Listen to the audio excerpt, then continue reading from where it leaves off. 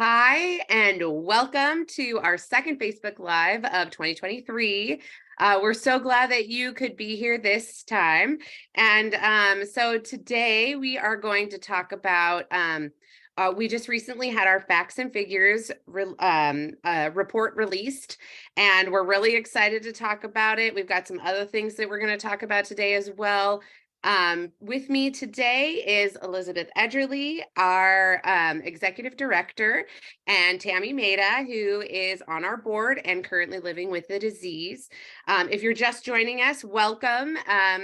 We are talking about facts and figures. We're talking about the current CMS situation and probably a couple other things. So thanks for coming. Elizabeth, so I believe the advocacy forum just happened like last week, and there was a lot of exciting things happening. Can you tell us about what's going on there? Yeah, I just got back from Washington, D.C. I was there with about 1,000 advocates, people like Tammy, people like me from all over the country coming together to fight on behalf of those living with Alzheimer's. And Jenny, I have to say it was a completely different experience this year than any other year I've been. And I've been to a lot of public policy forums. This year, we actually rallied in front of the White House. And you heard a lot of outrage. You heard a lot of energy and even some anger being directed at the White House. Now, that has never happened before. And what was causing it is there is a decision, as you said, CMS, which for those of you who don't know, CMS stands for the Center for Medicaid and Medicare Services. I always think it's weird that it's not CMMS, but they just do CMS. Well, CMS has made a decision that they are not going to cover the new Alzheimer's drugs that remove amyloid from the brain outside of a clinical trial. And so we are specifically protesting that decision, and we can call it a protest. I have my sign. We had protest signs, so I'm going to have you read this. Medicare covers all FDA-approved drugs, the glaring exception, Alzheimer's. This is the only FDA-approved drug not covered by Medicare. And furthermore, Medicare decided, based on ambivalence about the first drug that received FDA accelerated approval, that they were going to apply their decision to all drugs in the class without even seeing the data. So what that means is that there was a lot of debate. Some of us saw this firsthand, a lot of debate about data with Aduhelm. Reasonable people maybe had differing opinions about that drug. What Medicare did, CMS, has said, not only are we going to make a decision about Aduhelm, we're not sure about any drug in that class. And so sight unseen, they said these drugs will only be covered in a clinical trial. So that means Leqembi, which does not have ambivalence, people are not arguing about whether it's a good drug. It met all the endpoints, and still it's being treated the same as the drug where there was a lot of debate. So, Tammy, I would love to hear your thoughts about that, because we had a lot of opinions, very strong opinions about what does it mean for people living with Alzheimer's when it comes to getting access to a drug. What do you think about that? Well, the very first feeling I had was intense anger. And I don't get angry a lot, but when I do get angry, I always feel like it's justified. And in this particular case, I'm absolutely just shocked. Yeah, me too. That this drug is not being covered. I don't understand it. And primarily because not everybody can get into a study. So to me, that severely limits who's going to benefit from it. And in my opinion, everybody should be involved because everybody's Alzheimer's is different. They could study who it helps and who it doesn't, and then make drugs from that. You are so right. Just absolutely devastating. Yeah. And I'll tooth and nail to get it. I appreciate you sharing that. I feel that, and we heard that from a lot of people living with Alzheimer's, that, there's concerns about side effects, there's concerns about cost, there's concerns about lots of things. But isn't that true for most drugs? Every drug has side effects. Yes. And frankly, most drugs cost, if we look at other diseases, we're not talking about anything that other conditions don't already have. So I appreciate you sharing this. So we are fighting, and we have asked members of Congress actually to call the director of CMS and ask for her to change her position. And there's an opportunity. July 6th is when Leqembi will be up for full approval or traditional FDA approval. Right now it's accelerated approval. And to me, that's their opportunity to fix this. If they say, okay, now we're going to cover it, then people like Tammy, people like me, if I develop MCI, we would have the option. So we had other things we're fighting for, more research, comprehensive care, other bills we're asking for, but I have to say this one overshadowed all of them. Elizabeth, is there, oh, go ahead, Tammy. What were you saying? I was just going to add that, I would question those people who denied it and ask them if anyone they know is touched by the disease, because I think if they had a loved one, they might reconsider. I can't imagine them saying to their loved one, sorry, we're not going to cover it, and you just go ahead and progress with your disease. I don't buy it. I'm with you. Agree. I don't buy it. Elizabeth, is there a call to action that people who are watching right now that they can do to? Yeah, I actually, that's a great question. So we asked members of Congress, as I mentioned, to call the CMS administrator. I think I personally was thinking about writing a letter to President Biden. And because I think, can you imagine if President Biden is flooded with handwritten notes about how important this is? Hard to ignore that. In his inauguration speech, he talked about how important Alzheimer's was. And so I hope that it's a matter of him understanding. And what I see is people often don't know the details here. And when you know all the details, you realize this is outrageous. This is outrageous. And once you know the details, you could see it's outrageous. So I think reaching out to your member of Congress, maybe write a little note to the president and get involved with the Alzheimer's Association as advocates. If you really want to have an impact, call us, right? We could use your voice. And Tammy, your voice rises above the rest. I have to say, the voices of those living with Alzheimer's, I just got goosebumps. We want to help you enjoy your family, your experiences with the best brain possible. And if this drug will get you there for longer, that's what we want. Absolutely. Yes. Thank you. So if people want to become an advocate, they can go to alz.org/advocate or advocate. Or I think it's even alz.org/advocacy. I think all three of those go to the same place. And so you guys can sign up there and find out more information. And so sort of along these lines, is that the new facts and figures report came out just like 2 weeks last week, and time flies. And I believe the number now is 6.7 million people. You got it. Right? So, I mean, you've been with the association for nearly 30 years now. So, and this is another new report. I'm sure you've seen several. So what was surprising about this report versus other years? So we have been talking about this so-called silver tsunami of people who are essentially baby boomers and older, coming of age, if you will, 65 plus, hitting the older adult population. I'm at the tail end. I'm like the first of the after baby boomer, Gen X, right? But the baby boomers in front of me are big waves passing through. And what's happening now, if you do picture it as waves, we've got some big waves coming in every year. So this year represented 200,000 more people. We went from 6.5 million to 6.7 million in 1 year.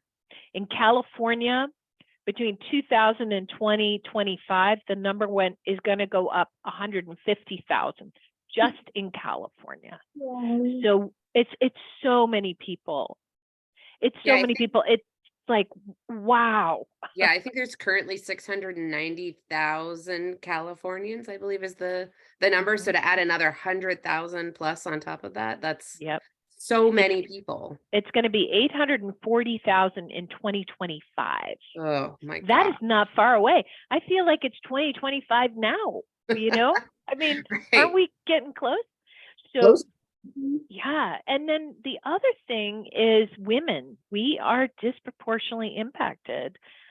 We're more likely to develop Alzheimer's, and we're more likely to care for those living with Alzheimer's or other dementias. And in particular, women of color are at even greater risk. So when we see that, this is, I mean, it's everybody's issue. It's a societal issue, but it's especially a women's issue. Right. Right. I think of the 65 and older crowd, 4.1 million people are women in the United States. So that's a lot. That's a lot. And when 6.7 6.7 overall and 4.1 4.1 are women. are women. That's a lot. Mhm. So yeah, and then the other part about the facts and figures is that every year we have a special report, and this year it's about physician communication, communicating both between, like, there's poor communication basically both between the physicians and the caregivers, and people living with the disease, and with people who may have memory problems, talking to their doctors about it. Can you tell us a bit more about that? Yeah, I can say a little bit about the report, but Tammy, I'm very interested in you Right. sharing your experience, because it's what happens is often it's that patients expect their doctors to ask them about things, but they expect their doctors will check in. So, you know, your doctor's probably asking you about your blood pressure, they're checking your blood sugar, they're asking about your, you know, your prostate, you get breast exams, all that good stuff, right? And colonoscopies, you know, they keep calling, have you done it? Have you done it? I think most patients, most of us expect that our doctors are going to check on stuff for us, but that doesn't happen. Actually, the majority of physicians do not proactively ask about it, and they expect their patients to say something, but it's sort of like, I'm not going to say anything if you're not going to say anything. And so we have a lot of people not getting diagnosed. We also heard from physicians that they're unsure what to do, and they may know how to do kind of a quick screening, but what then? What do I do? And there's some articulate a fear of like, I don't want to open that can of worms, because what am I going to do? And we have ideas. We have thoughts on what you're going to do. You know, you can refer to the Alzheimer's Association. We're here to help you. But also, and Tammy, I'm very interested in your experience. Like, what I say often is, would you as a physician, so talking to a doctor, would you do anything differently tomorrow if you found out you had Alzheimer's today? For any of us. Right. Would you do anything differently? Yeah, I would. I would. And most people would, but they don't even get the chance. So, Tammy, what was your experience like? Well, I think my experience was a lot of like what you were saying. I knew at the start of menopause that something was wrong. I couldn't remember anything, couldn't keep things straight. And I would go to the doctor and they do all sorts of different scans and MRIs and this, that, and the other thing, and come back and say, nothing's wrong with you. And they'd just say, go see a psychiatrist. So I go see a psychiatrist who changed my medication, which just scrambled things worse. And I finally got to the point where I went to a neurologist who said, yeah, there could be something, but maybe not. Maybe it's just you. And I didn't like that answer. So I went to another neurologist in Los Gatos, and she had the audacity to say to me, there's absolutely nothing wrong with you. She pointed to a psychiatry poster she had on her wall and said, if I were you, I would go find a new psychiatrist and get on the correct medication, because there's absolutely nothing wrong with you. It's all. Gosh. Oh my. And as awful as that was to hear, it was the impetus I needed to find a better neurologist. So I left her and my husband and I said, that's it, we're going to find somebody new. And thankfully I did. And the first thing he said was, I recommend you have the beta amyloid PET scan done. It happened to be a facility nearby that just happened to have it ready. And I went, and within days, I found out, yes, that I was positive for Alzheimer's disease. And by then, I already knew the answer. But it made me feel whole in a lot of ways, that I wasn't just creating something in me that wasn't happening. And it also empowered me to say, time to do something. And like you just said, I called the Alzheimer's Association. I would call in the middle of the night and cry and cry with me. But then I could have my family call, my friends call, because they had a little notebook on me. And it felt like a new family member. It was. Oh, Tammy, I'm so sorry to hear your experience. I mean, it's hard enough to go. It's scary to, I think for many people, it's scary to think about something could be wrong. And then to have to keep fighting to get a diagnosis and taken seriously. And I think your experience represents what, unfortunately, a lot of people experience. Sure. That it can be a fight to get a diagnosis. So one thing I want to mention with this, with the drug that we were talking about, one of the drugs, Leqembi, we've done a calculation. Now, this is an informal calculation by a team, our public health team, and they estimate that every day 2,000 people pass to the point where they won't benefit from the drugs.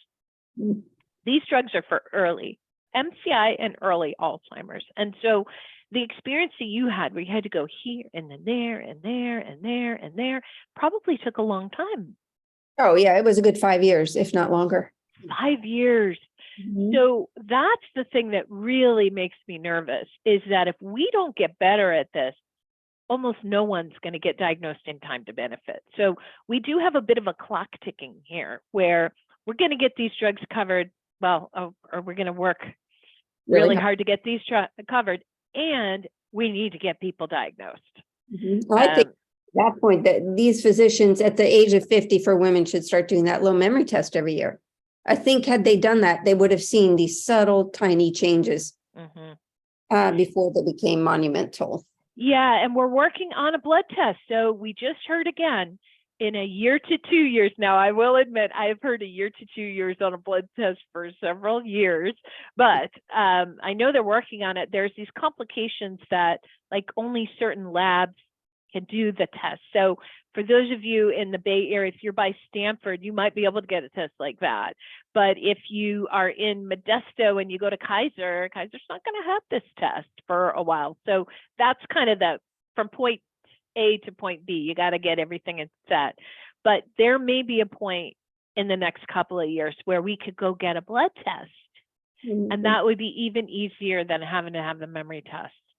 See the first signs of amyloid, take an amyloid removing drug and buy yourself time. That's what we're talking about right now. Well, and then Tammy mentioned like at 50, people should be getting tests for it. And I think in the report this year, they mentioned that the lifetime risk for Alzheimer's at age 45 is 1 in 5 for women and 1 in 10 for men. So, I mean, 50 seems like a good number. I mean, you're already going in there for what were you saying? Breast cancer, prostate, colon, colonoscopy. Right. Like, why can't we throw in a memory test? I mean, I think those are great. That's a great idea. It's as if we're filling in a puzzle, right? Where we get this piece, we get that piece, and they are gonna, or maybe it's Legos. I should say Legos. You're putting it together. You're like, what are we building? And then boom, it clicks in, and that's what we're talking about. Clicking in, so we see the changes early and we can intervene and buy more time. Right.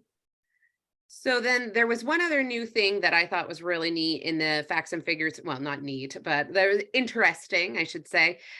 In the facts and figures report, they have new data on caregiver mental health and physical health. Yeah. So can you talk a bit more about what you've seen for that? Yeah, it's, it's of course the concern for individuals who are caregivers. And let me just say, so many times we talk about caregivers, but often people don't identify themselves as caregivers. So Tammy, I bet your husband identifies as, I'm her husband. And I identified as a daughter. I was surveyed. I was trying to participate in research, and I did a survey, and they said, "Oh, you're a long distance caregiver," and I said, "Say what now?" And I thought, "Oh my gosh, I work for the Alzheimer's Association. I didn't even call myself a caregiver." But those of us who care for people we love or support with Alzheimer's, so we're talking about non-paid, unpaid care to help people live well. That's what we're talking about. And one of the findings was that 60% of caregivers have their own health issues, whether it's heart disease, diabetes, cancer, and there's also a pretty high incidence of depression, like 19%. So we know we want to make sure that caregivers are supported, that it, both individuals need to be supported. And Elizabeth, those numbers are specific to California. So, and the 60% and the 19. So that Gotcha. I think it's 54% have chronic conditions in Nevada. Oh, And Mhm. I wrote down that 31% have depression in Nevada. So it's actually higher Wow. depression rates in Nevada for caregivers of those caring for someone with dementia or Alzheimer's. Wow. And let me just say, it depends on where you are in terms of what kinds of access and resources you get. And we were talking about that just a moment ago with clinical trials. You have to be in an urban setting to get access to a clinical trial. You need to be in an urban setting to get access to respite care a lot of the time too. So Now, Tammy, we were talking about different types of caregivers, but Tammy, you consider your husband to be your care partner because you guys are a team, and but you do have Alzheimer's, and so or MCI. I'm sorry, I don't know your specific diagnosis, but it's ratcheted up a little bit closer to. okay. But so your husband has had to take on a few more responsibilities as your disease progresses. So what are some things, talking a lot about stress and, changing things in your house. So what are some things that you have done that have helped him maybe be less stressed or help with these chronic diseases or prevent the diseases? Well, I think, for the first 30 years of our marriage, we've been married over 41 years. I did all the bills, for example. Now he took over about probably 7 years ago. So, but I've come back to helping him again to prepare for the taxes as I see he's really got it underway. I feel like now I can assist him more. I'm helping him with his medication because he has diabetes, he has high blood pressure. So together we're continuing to work as a team partnership. I love that. and mutual. I love that. You're both working. And then you helped with his diet, right? You guys changed your diet to fancy.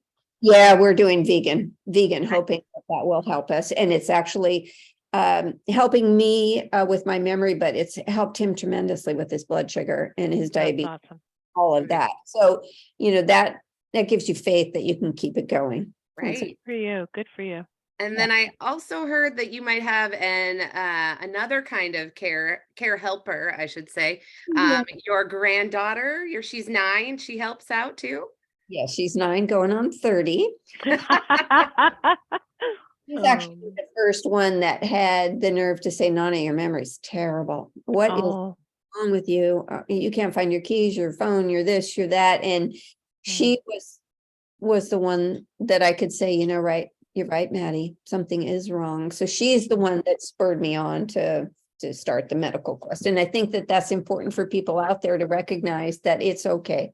It's okay to say, I'm seeing some changes, because unless you do, that person can't articulate feeling it too.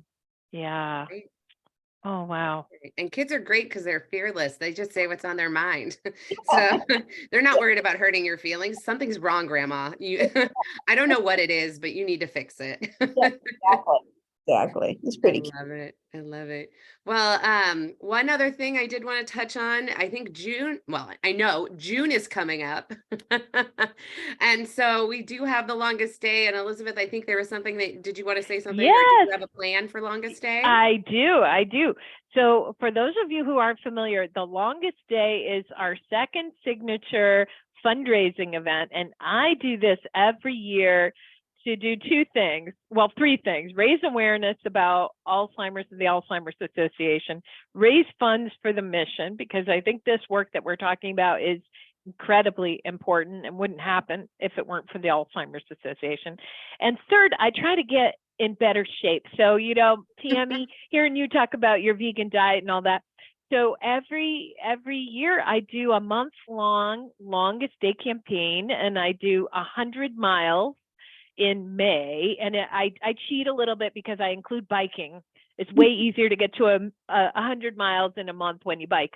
But I do biking, I do running, and I do walking. And so I do that and invite people to join me and raise money for the longest day. And I know, Tammy, you've done it in the past as well.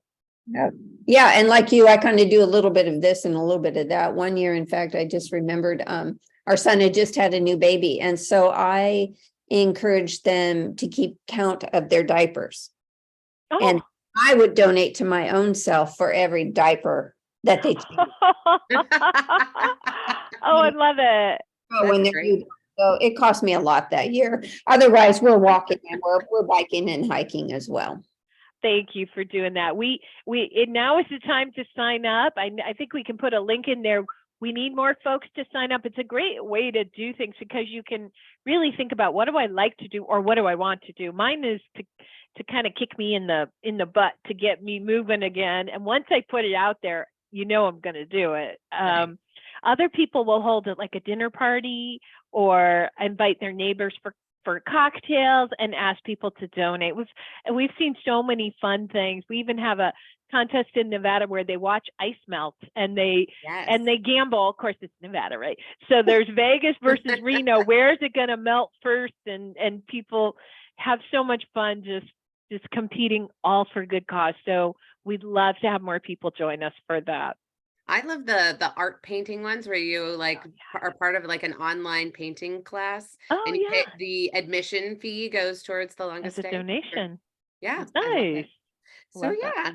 All right. Well, I think we're just about out of time. So thank you everyone for participating. If you want to, first, if anyone ever needs to reach us or get a hold of us or has questions, needs support, please call our helpline. Yeah. It is 24/7, 365. You can reach us at 800-272-3900 and somebody there will talk to you. Promise. It's in over 200 languages and it's totally free. So check that out. If you want to see the facts and figures report, it's at alz.org/facts. You can download the full report there. It's got lots of great statistics. So check that out too. And then the longest day, alz.org/the longest day. So thank you all so much for tuning in. Thank you, Elizabeth and Tammy, for being here. It's been a great time. And we will see you again next time. Thanks, everyone. Have a great day. Thank you. Bye-bye. Yay. We're done.